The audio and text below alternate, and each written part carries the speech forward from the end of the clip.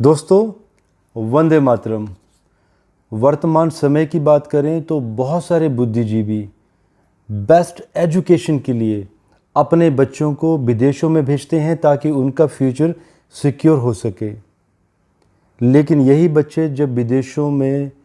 वहाँ का रहन सहन और वहाँ का वातावरण और वहाँ की संस्कृति के साथ इतने ज़्यादा अनभिज्ञ हो जाते हैं कि वो अपनी सरजमीन पर वापस ही नहीं आना चाहते। और ये एक दुर्भाग्य की बात है हिंदुस्तान के लिए कि हम इतना बड़ा टैलेंट खो देते हैं, जो टैलेंट हिंदुस्तान की तरक्की के लिए उपयोग में लाया जा सकता था। उस टैलेंट को विदेशी सरजमीन में विदेशों के लोग उसको प्रयोग में लाते हैं। लेकिन अब ये पुराने दिनों की बातें रह जाएंगी, क्योंकि अगर हम हिंदुस्तान की कुंडली में भी देखें तो ऐसा वक्त आने वाला है कि हिंदुस्तान के जो जनरेशन है, जो बच्चे हैं, वो हिंदुस्तान में ही अपनी एजुकेशन पूरी करेंगे और उनके लिए रोजगार के बहुत सारे अवसर भी पैदा होंगे। नॉट ओनली दैट, बल्कि विदेशों से भी बच्चे हिंदुस्तान में आएंगे एजुकेशन के लिए और हिंदुस्तान में इतना सारा रोज़गार उत्पन्न होगा, पैदा होगा कि उन बच्चों के लिए भी, बल्कि विदेशियों के लिए भी हिंदुस्तान में रोज़गार के अवसर पैदा होने वाले हैं। और ये कब होगा, इसके बारे में अब हम चर्चा करेंगे। जैसे कि हम सब लोग जानते हैं कि जो करंट अभी न्यूज़ है, आफ्टर 32 ईयर्स एजुकेशन सिस्टम में परिवर्तन होने जा रहा है, जिसकी वजह से रोज़गार के बहुत बड़े अवसर पैदा होंगे। मीन्स बच्चों के लिए रोज़गार के नए दरवाजे खुलेंगे इस नए एजुकेशन सिस्टम के साथ। और साथ में रिसर्च एंड डेवलपमेंट पे बहुत बड़ा काम होगा और एंटरप्रेन्योरशिप, जो करंट सत्ताधारी जो गवर्नमेंट है, जिसने 4 साल पहले से ही शुरू कर दिया है, और जो हमारी जनरेशन है वो एज ए एंटरप्रेन्योर और एज ए रिसर्च डेवलपमेंट में कुछ ऐसा करने वाली है कि पूरा विश्व, पूरी दुनिया इसको देखेगी। और ये कुछ ऐसा होने वाला है जो हम सब लोगों की सोच से परे होगा। अब एक क्वेश्चन आता है कि क्या ये सच में होगा या सिर्फ ये कागजी बातें ही रह जाएंगी। दोस्तों, हम ये बात डिनाई नहीं कर सकते कि जो हमारे किंग हैं प्रधानमंत्री मोदी जी,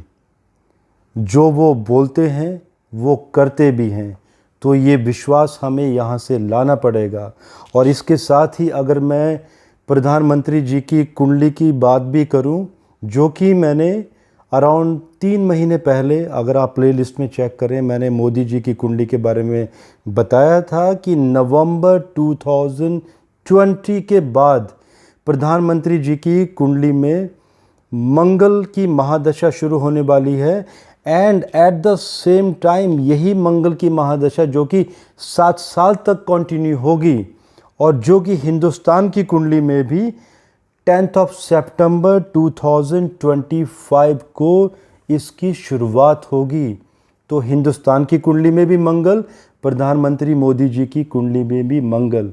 और मंगल के बारे में हम सब लोग जानते हैं वैदिक साइंस में कि इसके एक अच्छे मायने क्या होते हैं और इसकी तरक्की की मंगल से क्या देखा जाता है तरक्की के बारे में। 8 अगस्त 2029,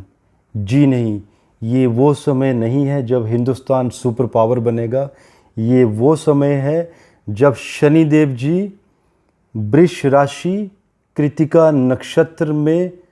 भ्रमण करेंगे, गोचर करेंगे।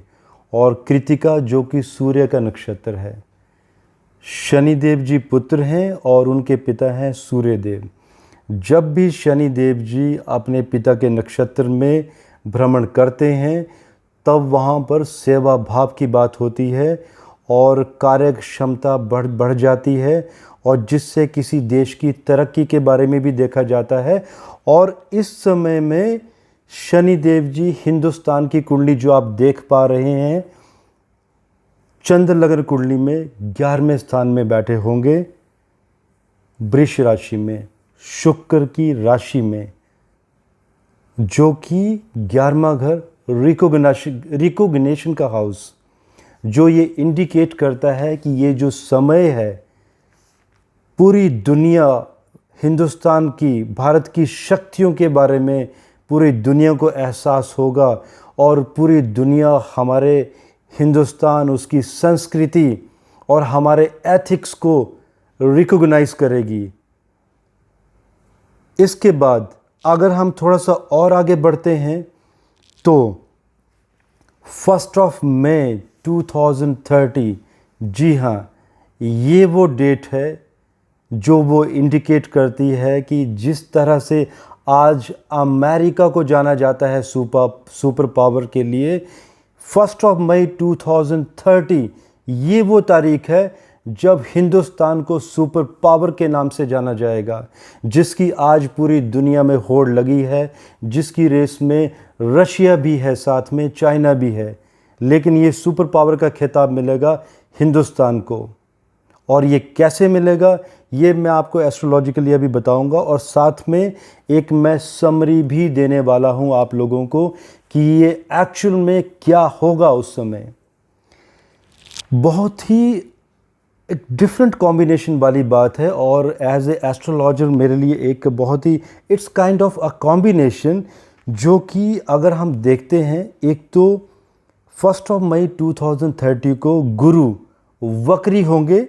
विशाखा नक्षत्र, अपने ही नक्षत्र में, और साथ में गुरु हिंदुस्तान की कुंडली में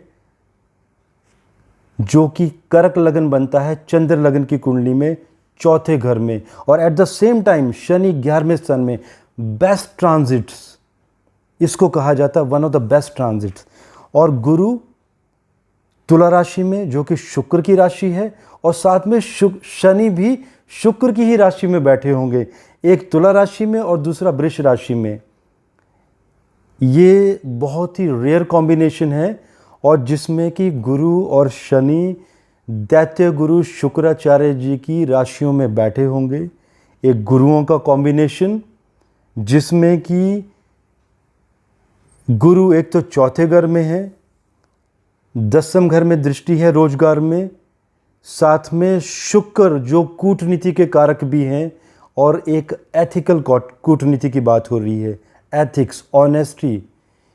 एक ईमानदारी के नाम पर पूरी दुनिया में हिंदुस्तान अपना लोहा मनवाएगा। और साथ में यही गुरु जो कि 10वें घर को देख रहे हैं, जो इंडिकेट करते हैं कि ये जो वक्त होगा, इस समय में हिंदुस्तान में बेरोजगारी की समस्या बिल्कुल भी नहीं होगी,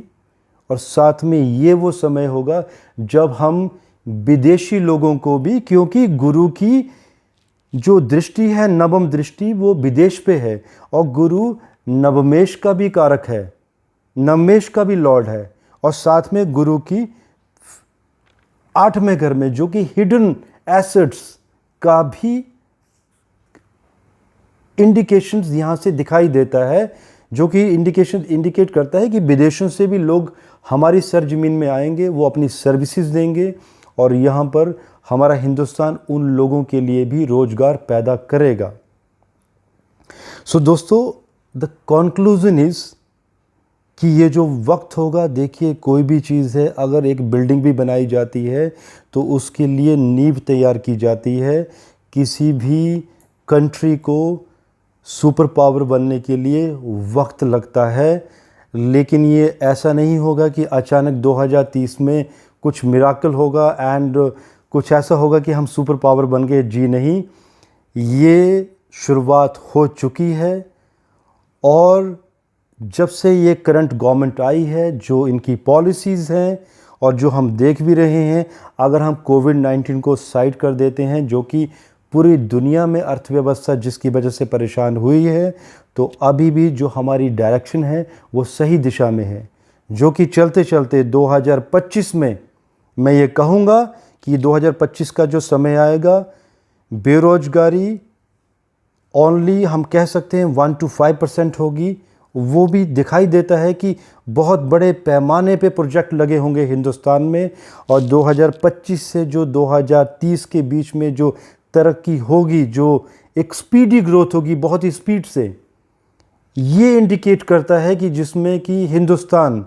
अगर सुपर पावर बनेगा तो अमेरिका में और हिंदुस्तान में डिफरेंस होगा इन द टर्म्स ऑफ हम लोग एग्रीकल्चर में नंबर वन होंगे, हम अपनी वेपनरीज के नाम से पूरी दुनिया में नंबर वन होंगे। कोई हमसे युद्ध करने के बारे में सोच भी नहीं सकेगा सपने में भी। एजुकेशन सिस्टम में, हमारी संस्कृति में हम नंबर वन होंगे। और economy, GDP, everything is about, सब कल्चर्स की बात हो रही है यहाँ पे। सो दोस्तों, ये मेरे एनालिसिस हैं एस्ट्रोलॉजिकल हिंदुस्तान के बारे में कि हम सुपर पावर कब बनने जा रहे हैं।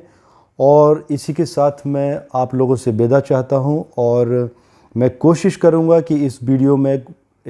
मैं एक अलग से भी अध्याय दूं, और मैं ये भी बताऊंगा आप लोगों को कि इसमें और क्या क्या हो सकता है। सो इसी के साथ मुझे आप लोग आज्ञा दीजिए। नमस्कार और भारत माता की जय। एस्ट्रोलॉजी से संबंधित और भी जानकारी के लिए हमारे चैनल को सब्सक्राइब करें एंड बेल आइकन पर क्लिक करना ना भूलें।